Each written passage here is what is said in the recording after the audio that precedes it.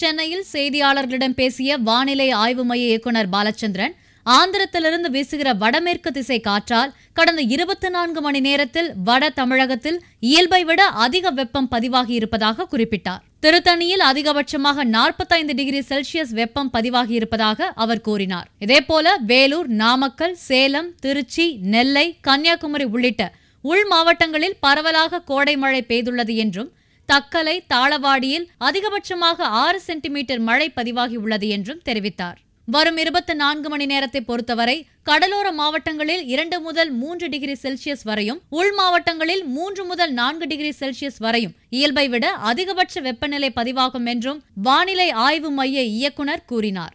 ஆந்திர பகுதிகளில் தொடர்ந்து வெப்பநிலை இயல்பை விட அதிகமாக நிலவுகிறது.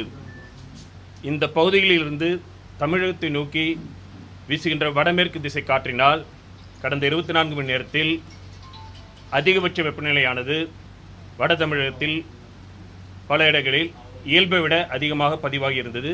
அதிகபட்சமாக திருத்தணியில் 45 டிகிரி செல்சியஸ் பதிவாகியுள்ளது. மேலும் இடியுடன் கூடிய கோடை மழை காரணமாக வேலூர், நாமக்கல், சேலம், திருச்சி, நெல்லை, கன்னியாகுமரி உள்ளிட்ட உள் மாவட்டங்களில் பரவலாக மழை பெய்துள்ளது. அடுத்து வரும் 24 மணி நேரத்தை பொறுத்தவரையில் கடலோர மாவட்டங்களில் இயல்பை விட 2 - 3 டிகிரி செல்சியஸ் வரையிலும், உள் மாவட்டங்களில் 3 - 4 டிகிரி செல்சியஸ் வரையிலும் அதிகபட்ச வெப்பநிலை பதிவாகக்கூடும்.